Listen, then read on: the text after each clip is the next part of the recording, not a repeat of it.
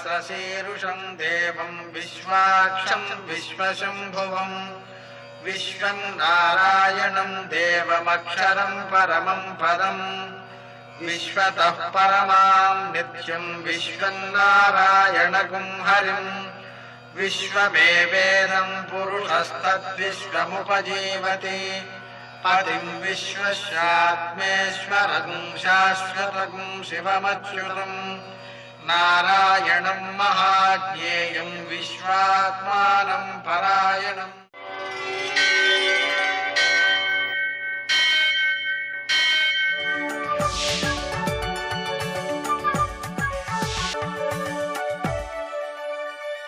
सूर्यशौर्यमथेन्दुरिन्द्रपदवी सन्मङ्गलं मङ्गलम्।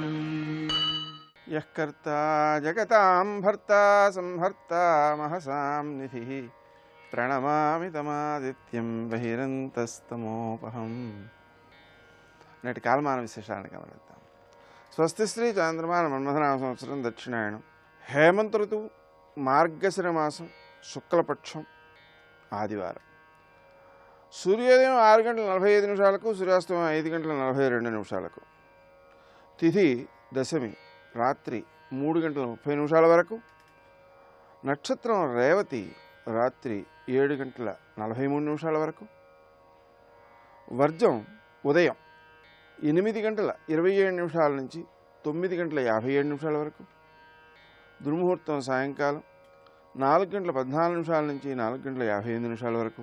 అమృతకాలం సాయంకాలం 5:27 నుంచి 6:48 వరకు. రాహుకాలం ఆదివారం కాబట్టి సాయంకాలం 4:30 నుంచి 6 గంటల వరకు. అష్టకౌర్గరీత్యా శుభప్రదమైన సమయం ఉదయం 7 గంటలకి. నేటి విశేషం ఆదివారం. ఆరోగ్య నిమిత్తమై సూర్యారాధన ఈరోజు మంచిది. ధనుర్మాస ప్రయుక్తంగా ఈరోజు 4వ రోజు. గోదాదేవి ఆ స్వామివారిని స్తుతిస్తోంది.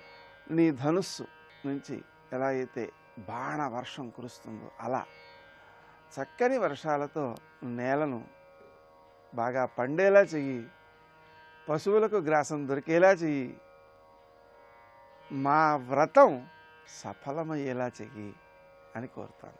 నేటి ఆణిముత్యాలు.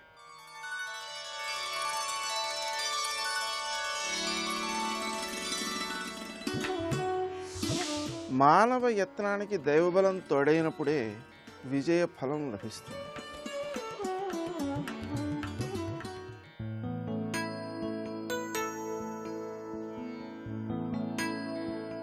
కోరికలు తీరే మార్గాలు వదిలి క్రియాశక్తిని పెంచే మార్గాన్ని అనుసరించండి.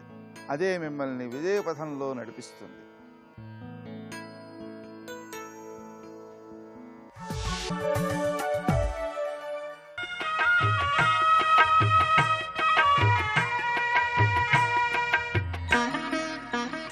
శ్రీ గణేశాయ నమః. శ్రీ సరస్వత్యై నమః. శ్రీపాదవల్లభ నరసింహ సరస్వతి. శ్రీ గురుదత్తాత్రేయాయ నమః. శ్రీ గణపతి సచ్చిదానంద సద్గురుపాదారవిందాభ్యాం నమో నమః. జయ గురుదత్త. సృజామి తపసై వేదం గ్రసామి తపసా పునః బిభర్మి తపసా విశ్వం వీర్యం మే దుశ్చరం తపః. శ్రీమద్భాగవతంలో సాక్షాత్ నారాయణ పరబ్రహ్మ యొక్క వాక్యం ఇది. ఒక బ్రహ్మదేవుడికి 100 ఏళ్ల ఆయుర్దాయం తీరిపోయింది. మహాప్రళయం సంభవించింది. సూక్ష్మ జల మహాసముద్రం ఒకటి మిగిలిపోయింది తప్పితే ఇంకేమీ లేదు. ఆ దశలో చాలా కాలం గడవగా దాంట్లోంచి ఆ సూక్ష్మ జల సముద్రంలోంచి ఒక పద్మం ఉద్భవించింది. దాని మధ్యలో కర్ణిక మీద 4 ముఖాలు కలిగినటువంటి బ్రహ్మదేవుడు అనేటువంటి ఒక జీవి కూర్చుని ఉన్నాడు.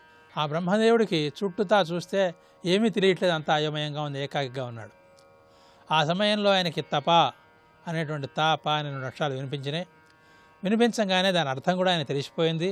వెంటనే కళ్ళు మూసుకుని తపస్సు ప్రారంభించాడు. తపస్సు ప్రారంభిస్తే ఆయనకి సాక్షాత్ శ్రీమన్నారాయణుడు ప్రత్యక్షమయ్యాడు. నారాయణుడు ప్రత్యక్షమయ్యేటప్పటికీ బ్రహ్మదేవుడు మనస్సులోనే ఒక ప్రశ్న వేసుకున్నాడు, పైకి వెళ్ళా. పూర్వ సంస్కార బలం చేత ఆ బ్రహ్మదేవుడికి అహం సృజాని, నేను సృష్టి చేతునుగాక అని సంకల్పం కలుగుతోంది. ఒరే, నేను సృష్టి చేయాలనుకుంటున్నాను, నా దగ్గర ఏముంది సామగ్రి? చుట్టూతా చూస్తే బ్రహ్మాండమైనటువంటి జల సముద్రం కనిపిస్తోంది, దాని మధ్యలో పద్మం కనిపిస్తోంది. శబ్దం వినిపించింది తపహ అని. శబ్దం వినిపించింది గనక ఆకాశం కూడా ఉన్నట్టే లెక్క. అదేమిటయ్యా, శబ్దానికి ఆకాశానికి సంబంధం ఏమిటి అంటే, శబ్దం ఎప్పుడు ఉద్భవిస్తుందంటే రెండు పదార్థాలు ఘర్షణ చెందితే అప్పుడు శబ్దం ఉద్భవిస్తుంది. ఘర్షణ చెందాయి అంటే ఆ పదార్థాలు రెండు మొదట్లో దూరంగా ఉన్నాయి, దూరంగా ఉండి దగ్గరికి వస్తే ఘర్షణ జరుగుతుంది. దూరంగా ఉన్నాయి అంటే ఈ పదార్థానికి ఆ పదార్థానికి మధ్యలో ఆకాశం ఉంది అన్నమాట. కనుక ఆకాశం ఉంటేనే శబ్దం ఉద్భవిస్తుంది. అటువంటిది తనకు తపహ అనేటువంటి ఆ శబ్దం వినిపించింది, దాని అర్థం తెలిసింది, దాని ఆచరణలో కూడా పెట్టేశాడు. కనుక శబ్దానికి ఆధారమైనటువంటి ఆకాశం కూడా అక్కడ ఉండనే ఉంది. ఆకాశం ఉంది, జలం ఉంది, శబ్దం ఉంది, ఆలోచన ఉంది, ఒక పద్మం ఉంది, తను కూడా ఉన్నాడు. వీటన్నిటినీ సృష్టి చేసిన వాడెవడు? ఆయన ఏ సామగ్రితో సృష్టి చేశాడు? నాకు దర్శనం ఇచ్చినటువంటి ఈ శ్రీమన్నారాయణ మహాపరమాత్మ ఎవరైతే ఉన్నారో, ఈయనొక్కడే సర్వవ్యాపకుడైనటువంటి అధిష్టాన చైతన్యమూర్తిగా కనిపిస్తున్నాడు తపోబలం వల్ల నాకిప్పుడు. కనుక ఈయనే ఈ సృష్టి అంతా చేసి ఉండాలి. కనుక ఈ సృష్టి ఎలా చేసి ఉంటాడు అని మనసులో అనుకున్నాడు ఆయన. ఆయన మనస్సులో అనుకోగానే ఆ శ్రీమన్నారాయణ పరబ్రహ్మ సమాధానం చెబుతున్నాడు. సృజామి తపసై వేదం, ఈ సమస్తమైన సృష్టిని కూడా నేను తపస్సు చేతనే సృష్టి చేస్తున్నాను. గ్రసామి తపసా పునః, కొంతకాలం పోయాక దీన్ని నేనే మింగేస్తాను. దేని ద్వారా మింగేస్తాను అంటే మళ్ళీ తపస్సు ద్వారానే మింగేస్తాను. పుట్టించడానికి గిట్టించడానికి మధ్యలో కొంత వ్యవధానం ఉంది. ఈ మధ్య వ్యవధానంలో ఈ లోకానికి స్థితి ఉంది. ఆ స్థితి ఉన్నప్పుడు ఆ స్థితి చెడిపోకుండా నిలబెట్టేది ఎవరు? అది కూడా నేనే. ఏ బలం చేత ఆ పని చేస్తున్నాను నేను? బిభర్మి తపసా విశ్వం, తపస్సే మళ్ళీ దానికి ఆధారం. కనుక నేను ఏ పని చెయ్యాలన్నా సరే నా దగ్గర ఏముంది సాధనం అంటే తపస్సే ఉంది. అందుకనే వీర్యం మే దుశ్చరం తపః, నా తపస్సే నా ఆలోచన, తపస్సే నా తపన, తపస్సే నా సామర్థ్యం, తపస్సే నా ఐశ్వర్యం. ఇంతెందుకయ్యా, నా పరాక్రమం, నా సారం, నా వీర్యం అది తపస్సే. ఆ తపోబలం చేతనే సృష్టి చేస్తున్నాను, సంహారము చేస్తున్నాను, ఈ మధ్యలో స్థితి నిర్వహణ కూడా నేనే చేస్తున్నాను. కనుక ఓ బ్రహ్మదేవా, నువ్వు తపస్సు చెయ్యి, తపస్సు ఇంకా తీవ్రంగా చెయ్యి. చేస్తే నీకు పూర్వ సంస్కార బలం చేత సృష్టి చెయ్యాలనేటువంటి ఏ సంకల్పం అయితే ఉందో అది కార్యాచరణలో సత్యం అవుతుంది. దానికి వేరే సామగ్రి ఏది ఎక్కలేదు, తపస్సు ఉంటే చాలు. ఆ తపస్సును సంపాదించు అని చెబుతున్నాడు. బ్రహ్మదేవుడికి విష్ణుమూర్తికి ఆ స్థాయిలో తపస్సు ఎటువంటి ఉత్తమ కార్యాలు చేస్తుందో, మనలాంటి మామూలు మానవుల యొక్క స్థాయిలో కూడా తపస్సు అటువంటి ఘనకార్యాలనే చేయగలదు. కనుక మనంతా కూడా యథాశక్తిగా మన స్థాయికి అనుగుణమైనటువంటి, మన మనస్సుకు అనుగుణమైనటువంటి, మన శక్తికి అనుగుణమైనటువంటి ఆ తపోరూపమైనటువంటి ఈశ్వరోపాసన చేద్దాము అని మనం చేసుకుంటూ జై గురుదత్త.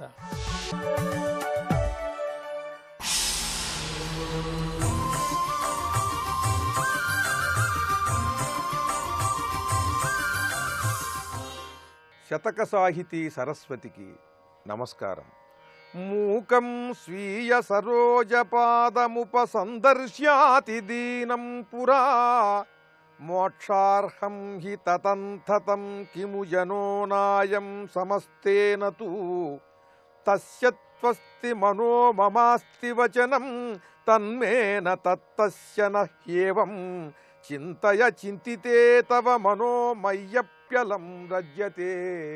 ఓ జగద్గురు రామానుజస్వామి, పూర్వం తమరు శ్రీరంగంలో ఒక దేవాలయంలో ఉన్నప్పుడు ఒక మూగవాడు అక్కడకు వచ్చి అక్కడున్న భక్తులందరికీ కూడా సేవలు చేస్తూ ఆ ప్రాంగణాన్ని శుభ్రపరుస్తూ తన భక్తితో ఆ స్వామిని కొలుస్తూ ఒక ప్రక్కగా ఉంటూ అక్కడ ఉన్న భక్తులందరూ కూడా తమ కంఠాలతో మధురంగా స్వామిని గానం చేస్తూ కీర్తిస్తూ ఉంటే తాను పాడలేకపోవటం చూసి అతను కళ్ళనీళ్లు పెట్టుకున్నాడు. ఆ కళ్ళనీళ్లు పెట్టుకోవటం తమరు చూసి మీ హృదయం ద్రవించి ఆ మూగవాణ్ణి మీ దగ్గరకు పిలిపించి మీతో పాటు తీసుకుని వెళ్ళి మీ బసలో లోపలకు వెళ్ళిన తరువాత ఎవరూ చూడకుండా ఆ తలుపులు దగ్గరకు వేయించి మీ శ్రీపాదాలను స్పృశించమని అతనికి మీరు సెలవిచ్చారు.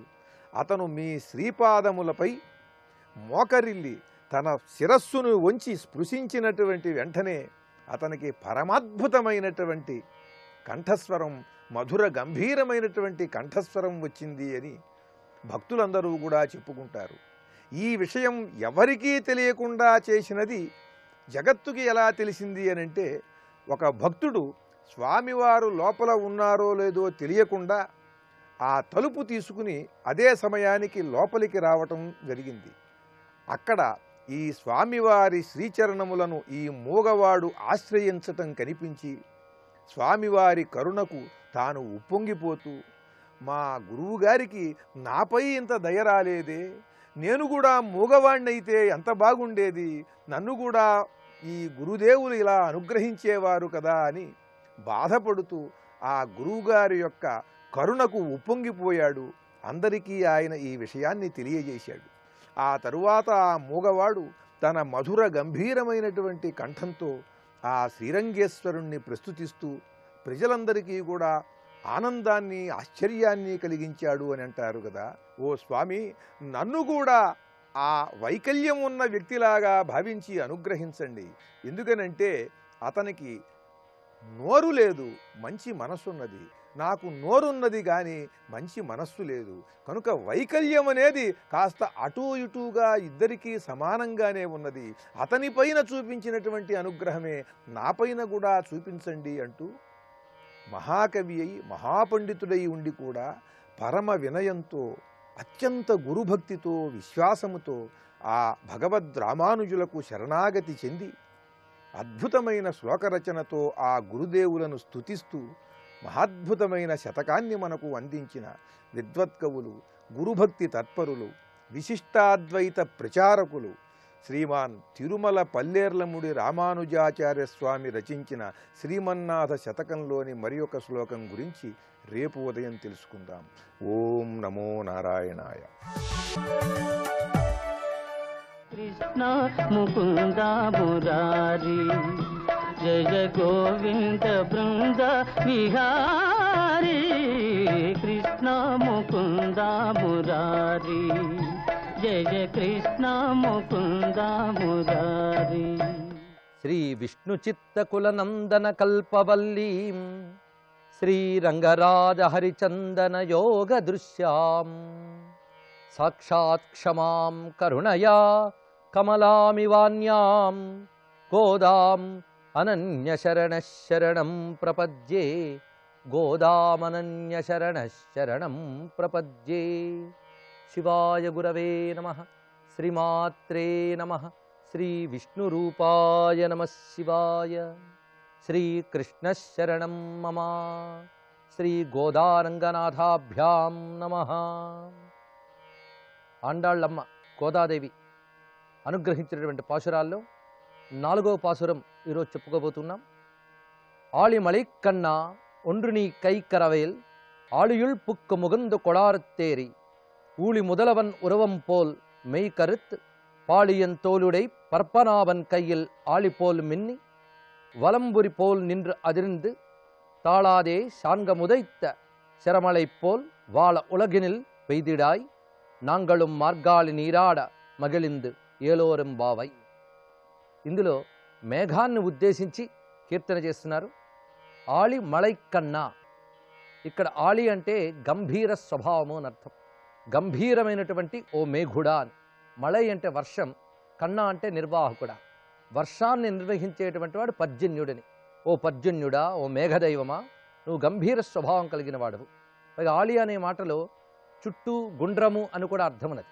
అంటే అన్ని వైపులా వర్షించేటువంటి స్వభావం కలిగినటువంటి వాడు, పరిపూర్ణమైనటువంటి వర్షాన్ని కురిపించే నిండైన మేఘం. ఆ మేఘాన్ని ఉద్దేశించి ఇక్కడ సంబోధన చేస్తూ చెప్తున్నారు. ఎందుకంటే స్నానం చేయాలంటే ఆ నదిలో నీరు ఉండాలి. నీరు పర్జన్యుడి వల్ల లభిస్తుంది. అందుకు మేము చక్కగా స్నానం చేసేటట్టు నీటిని ఇమ్మని ఇక్కడ మేఘుడిని అడుగుతున్నారు. పైగా ఈ వ్రేపల్లె పడుచులందరికీ కూడా పాడి పంట బాగా కావాలి. అవి ఉండాలి అంటే వర్షం, నీరు మొదలైనవన్నీ ఉండాలి. అందుకు వర్షాన్ని ఆశించడం అనేది సామాన్యమే. అయితే ఇక్కడ ఈ మేఘం అనేటువంటిది బయటకు చూస్తే మేఘాన్ని అడుగుతున్నట్టు కనిపిస్తున్నది. కానీ మేఘం అనేది సాక్షాత్ కృష్ణ మేఘమే. శ్రీకృష్ణ పరమాత్మని మేఘ రూపంలో అర్థించడం ఒకటి, లేదా ఇంకొక భావంలో ఆచార్య రూపంగా భావించడం కూడా చెప్పవచ్చు. ఎందుకంటే కృష్ణానుగ్రహం కావాలి అంటే, కృష్ణానుభూతి, కృష్ణ ధ్యానము అనే స్నానం చేసి పరవశించాలి అంటే ఆచార్యుల యొక్క అనుగ్రహం అనే వర్షం కావాలి. అందుకే ఇది ఆచార్య రూపంలోనూ ఈ మేఘాన్ని మనం భావించవచ్చు, లేదా ఆచార్యులకు ఆచార్యుడైనటువంటి పరమాత్మ యొక్క రూపంలోనూ భావించవచ్చు. ముందుగా దీనిలో ఉన్న బాహ్యార్థాన్ని పరిశీలిస్తే, ఓ మేఘమా, నీ కై ఒండ్రు కరవేల్ అంటే నీ దాతృత్వంలో ఏమాత్రము కూడా లోపము చేయకు, సంకోచం వద్దు అని. అంటే సంకోచించకుండా నీ దాతృత్వాన్ని మాకు చూపించు. దాతృత్వం అంటే ఇవ్వడం, మేఘం ఇచ్చేదేంటి వర్షం. కనుక చక్కగా వర్షించు, ఏమాత్రము తగ్గించకుండా ధారాళంగా వర్షించు అని అడుగుతున్నారు. ఎలా వర్షించాలో ఇక్కడ వర్ణించి చూపిస్తున్నారు. ఆళియుళ్ పుక్కు ముగందు కోడర్తేరి. ఇక్కడ ఆళియుళ్ళు అంటే నడి సముద్రంలో నువ్వు చొచ్చుకుపోయి, ముగందకొడు అంటే నీటినంతటిని బాగా పీల్చివేసి, ఆరుత్తి ఏరి అంటే ఆకాశంలోకి చేరి అక్కడ నువ్వు గర్జించాలి. ఎలా గర్జించాలి అంటే శ్రీకృష్ణ పరమాత్మ యొక్క శంఖం వలె గర్జించాలి అని ఇక్కడ అర్థిస్తున్నారు. ఇందులో ఈ సముద్రం నుంచి జలాన్ని తీసుకుని మేఘం ఆకాశంలోకి వెళ్ళాలి. వర్షం కురియాలి అంటే ముందు ఆ సూర్యకిరణములు సముద్రాదుల్లో ఉన్నటువంటి జలాల్ని తీసుకుని మేఘంగా మారతాయి. ఆ భావాన్ని ఇక్కడ చూపిస్తున్నారు. నడి సముద్రంలోకి ప్రవేశించి అందులో ఉన్న నీటినంతటినీ బాగా పీల్చి గర్జించి ఆకాశాన్ని అధిరోహించి, ఇక్కడ ఆ మేఘాన్ని ఒక జడ పదార్థంగా కాకుండా ఒక వ్యక్తిత్వంతో చూచిన భావుకత అద్భుతంగా కనబడుతుంది. మొత్తం సముద్ర జలాన్ని చక్కగా పానం చేసి పైకి వెళ్ళి గర్జించి, ఇందులో ఉన్న భావాన్ని మనం పరిశీలించినట్లయితే, ఈ సముద్రమేది ఆచార్య రూపంలో మేఘాన్ని భావించినట్లయితే, సముద్రమేది అంటే దివ్యమైన వేదములే సముద్రములు. శృతిసాగరః అని మనకి విష్ణు శాస్త్రంలో నామం ఉన్నది. వేదములు సముద్రం వంటివి, అనంతములైనవి, చాలా లోతైనవి. అలాంటి సముద్రముల్లోకి నడుమి భాగంలోకి ప్రవేశించి అన్నారు ఇక్కడ. అందుకే ఇక్కడ ఆళయుల్ పుక్కు ముగంద్ కొడారుత్తేరి అనడంలో సముద్రపు నడిమి భాగంలోకి ప్రవేశించాలి, నడి సముద్రంలోకి. దీని భావం ఏంటంటే ఆ వేదముల యొక్క ఆంతర్యాన్ని స్వీకరించి అని. వేదముల యొక్క ఆంతర్యం ఏమిటి? విష్ణుతత్వం. ఆ విష్ణుతత్వాన్ని బాగా తీసుకుని ఆ సముద్ర జలాల్ని బాగా తాగి అంటే వేదముల్లో ఉన్నటువంటి ఆ భావరాశిని, మంత్రరాశిని అంతటిని ఆకళింపు చేసుకుని దాని ఆంతర్యమైన విష్ణుతత్వాన్ని నువ్వు గ్రహించి ఆకాశంలోకి వెళ్ళి గర్జించి. ఇక్కడ ఆచార్యుడు గర్జించుట అంటే ఉపదేశించుట అని అర్థం. ఆచార్యుడు దేన్ని ఉపదేశిస్తాడు? మేఘం దేన్ని వర్షిస్తోంది? తాను స్వీకరించిన నీటిని వర్షిస్తున్నది. అలాగే ఆచార్యుడు వేదాది శాస్త్రములన్నిటి మథనం చేసి ఆ శాస్త్రముల్లో చెప్పబడినటువంటి విష్ణుతత్వాన్నతట్టి తాను ఆకళింపు చేసుకొని దాన్ని మనకు ఉపదేశిస్తున్నాడు. అందుకని గర్జించి అంటే ఉపదేశించి అని అర్థం. ఎక్కడ కూర్చుని గర్జించాలంటే ఆకాశమునకు చేరి గర్జించాలి. అంటే ఆ దివ్యమైన విష్ణు అనుభూతిని పొంది ఒక ఉదాత్తమైన స్థితికి, ఒక బ్రాహ్మీ స్థితికి చేరుకుంటాడు ఆచార్యుడు. అదే ఇక్కడ ఆకాశంలోకి చేరడం అంటే. మేఘం ఆకాశంలోకి చేరుతుంది, ఆచార్యుడు బ్రాహ్మీ స్థితిలో ఉంటాడు. మేఘం గర్జిస్తుంది, ఆచార్యుడు ఉపదేశిస్తాడు. అది ఇందులో చెప్తున్నటువంటి విషయం. అటువంటి ఆ తల్లికి నమస్కారం చేస్తూ ఆండాళ్ తిరువడుగలే శరణం. करोति या विभक्ति या निहन्ति या जगत्त्रयं समन्ततो विभाति या न दृश्यते क्वचिच्चया. వాగర్థావివ సంపృక్తౌ వాగర్థ ప్రతిపత్తయే జగతః పితరౌ వందే పార్వతీ పరమేశ్వరౌ. శివాయ గురవే నమః. శ్రీమాత్రే నమః. శ్రీ విష్ణురూపాయ నమః శివాయ. కావ్యకంఠ గణపతిముని ఉమాశాస్త్రంలో అమ్మవారి కటాక్షాలని వర్ణించే స్తవకంలో దివ్యమైన ఆ కటాక్ష మహిమని శోభాయమానంగా దర్శింపజేస్తూ ఉన్నారు. కాళీ కటాక్షో వచనాని మహ్యం దదాతు మోచామదమోచనాని యత్ పాతపూతం రఘువంశకారం నరాకృతిం ప్రాహు రజస్య నారి. అమ్మవారి కటాక్షాలకు నోచుకున్నవారు శంకరుల వలె జ్ఞానులవుతూ ఉన్నారు, అదేవిధంగా రమణుల వలె జీవన్ముక్తులవుతున్నారని చెప్తూ ఇక్కడ ఈ శ్లోకంలో మరొక మహానుభావుని చూపిస్తున్నారు. అమ్మవారి కటాక్షాల వల్ల సరస్వతీదేవి యొక్క పురుష రూపమా అన్నట్లుగా కీర్తిని పొందిన మహానుభావుడు ఒక ఆయన ఉన్నాడు. ఆయన రఘువంశకారుడు, అంటే రఘువంశం అనే మహాకావ్యాన్ని రచించినవాడు, అనగా కాళిదాస మహాకవి. కాళిదాసు వ్యాసవాల్మీకుల తర్వాత అంత కీర్తిని పొందినటువంటి కవి. భారతదేశం గర్వించదగ్గ కవికుల గురువు కాళిదాసు. ఎన్నో అద్భుతమైనటువంటి కావ్యాలను రచించాడు. నాగరికత, సంస్కృతి, సంస్కారము, కవిత్వము అన్నీ ఆయన కవిత్వాల్లో గొప్పగా కనబడతాయి. అలాంటి కాళిదాసుకి అంత అద్భుతమైన కవిత్వం రావడం వల్లనే ఆయనకు పుంభావ సరస్వతి అని పేరున్నది. అదే ఇక్కడ నరాకృతిం ప్రాహు రజస్య నారీ అన్నారు. అజస్య నారి, బ్రహ్మదేవుని పత్ని అంటే సరస్వతి. ఆ సరస్వతి యొక్క నరాకృతి, పురుష రూపము అన్నట్లుగా భాషించాడు కాళిదాసు. ఏ తల్లి కటాక్షాల చేత పుంభావ సరస్వతి అనిపించుకున్నాడో కాళిదాసు, ఆ తల్లి కటాక్షము అనగా అమ్మ ఉమాదేవి యొక్క కటాక్షము మాకు మంచి పలుకులను ప్రసాదించుగాక అని ఆకాంక్షించారు ఇక్కడ. అంటే తల్లి కటాక్షం ఉంటే మంచి పలుకులు వస్తాయి, దానికి నిదర్శనం కాళిదాసే. అలాగే నాకు కూడా అమ్మవారు మంచి పలుకులు ఇచ్చుగాక. ఆ పలుకులు ఎలా ఉంటాయంటే మోచామదమోచనాని. మోచా అనే మాటకి ఇక్కడ కదలీఫలము అని అర్థం. మోచామదమోచనాని అంటే కదలీఫల మాధుర్యాన్ని మించిపోయినటువంటి మాధుర్యంతో ఉన్న పలుకులను ప్రసాదించుగాక. కవిత్వంలో కదలీపాకం అనే ఒక పాకం ఉన్నది. నారికేళ పాకం, కదలీపాకం, ద్రాక్షాపాకం అని. ఈ కదలీపాకం అంత కాఠిన్యము లేదు, మరీ మృదుత్వము కాకుండా ఉండవలసిన పద్ధతిలో ఉన్నదాన్ని కదలీపాకం అంటారు. అలాంటి కదలీపాకం లాంటి రమ్యమైన పలుకుల్ని నాకు ప్రసాదించుగాక అని భావన చేశారు. ఇక్కడ మూడు మనం గమనించినట్లయితే జీవన్ముక్తుడైన రమణ మహర్షి, అలాగే జీవన్ముక్తులై అద్వైత తత్వాన్ని దర్శించిన ఆదిశంకర భగవత్పాదుల వారు, దివ్యమైన సాహిత్యాన్నిచ్చిన కాళిదాసు, ముగ్గురు అమ్మవారి కటాక్షం వల్లనే ఆ స్థితిని పొందారు. అంతేకాదు ఈ స్తోత్రాలు రచించిన నేను కూడా అమ్మవారి కటాక్షం చేతనే ఇలా రచించగలిగాను అని ఇక్కడ తర్వాత శ్లోకంలో చెప్తున్నారు గణపతి ముని. అమ్మవారి కటాక్షానికి ఎవరినో సాక్షులుగా చెప్పడం ఎందుకు, తనను తానే సాక్షిగా చూపిస్తున్నాడు. ఇది అద్భుతమైన విషయం. భగవంతుని కటాక్షం ఎంత గొప్పదో దానికి మనమే సాక్ష్యంగా ఉండగలగాలి. అంటే ఆ కటాక్షానికి నోచుకునే విధంగా మనల్ని మనం తయారు చేసుకోవాలి. తపస్సు చేత అంత గొప్పవాడయ్యాడు రమణ మహర్షి. అందుకే అమ్మవారి కటాక్షానికి నోచుకున్నాడు. సాక్షాత్ అమ్మ ప్రత్యక్షమై దయామయమైన చూపును ప్రసరింపజేసి తన చేతితో మధువునిచ్చి తాగించింది. ఆ తేనె తాగినటువంటి వైభవంతోనే గణపతి ముని ఇంత గొప్ప కవి కాగలిగాడు. అందుకే ఆ తల్లి దయచేతనే విచిత్ర విన్యాసాలతో కూడిన కవిత్వాన్ని చెప్పగలుగుతున్నాను నేను. అలాంటి తల్లి మీకు కూడా మంచి పలుకులు ఇచ్చుగాక అని చెప్తున్నారు. స్వయం తీర్త్వా పరాంతారయతి అన్నట్లుగా తాము తరించడమే కాకుండా 10 మంది తరించాలని తపనున్న మహాత్ములు ఇలాంటి మాటలు అంటూ ఉంటారు. యుష్మాకమగ్ర్యాం వితనోతు వాణీం ఏణీదృగేషా గిరిశస్య యోషా యస్యా కటాక్షస్య విసారి వీర్యం గిరామయం వే వివిధో విలాస. వివిధమైన విలాసములతో కూడిన పలుకులు ఏ తల్లి కటాక్షం వల్ల నేను పొందానో ఆ తల్లి యొక్క కటాక్షము అందరికీ మంచి పలుకులను ప్రసాదించుగాక. చాలా విశేషమైన మాట. మంచి మాట మాట్లాడాలంటే ముందు మంచి మనసు ఉండాలి. మనసే మాట రూపంలో బయటకు వస్తుంది. అందుకే మంచి మాట్లాడాలి అని కోరుకుంటే చాలు.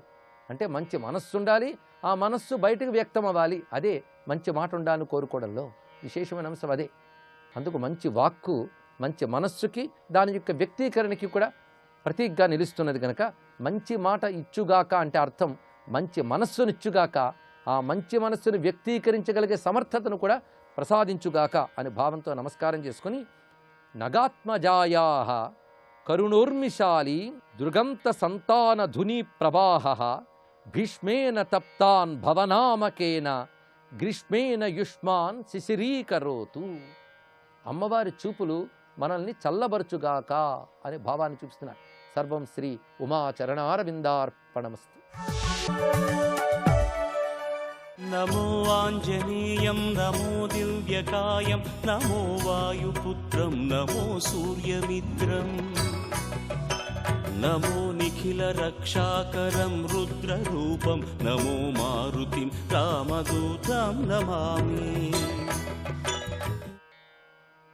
రామాధీనాం రణే ఖ్యాతిం దాతుం యో రావణాదికాన్. రామాధీనాం రణే ఖ్యాతిం దాతుం యో రావణాదికాన్. నావధీత్ స్వయమేవైకః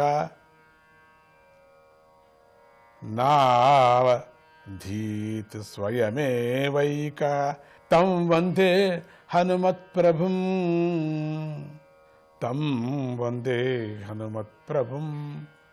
శ్రీరామచంద్రుడు మొదలైన వారికి యుద్ధరంగంలో కీర్తిని తెచ్చిపెట్టాలని చెప్పేసి ఎవరైతే రావణాదులను తానొక్కడే చంపగలిగిన కూడా విడిచిపెట్టాడో, అటువంటి శక్తి ఉన్నాడో, అటువంటి ప్రభువైన హనుమంతుడికి నమస్కరిస్తున్నాను. ఇది ద్వివిధుడు చేసినటువంటి స్తోత్రం. ద్వివిధుడు చాలా గొప్ప వీరుడు.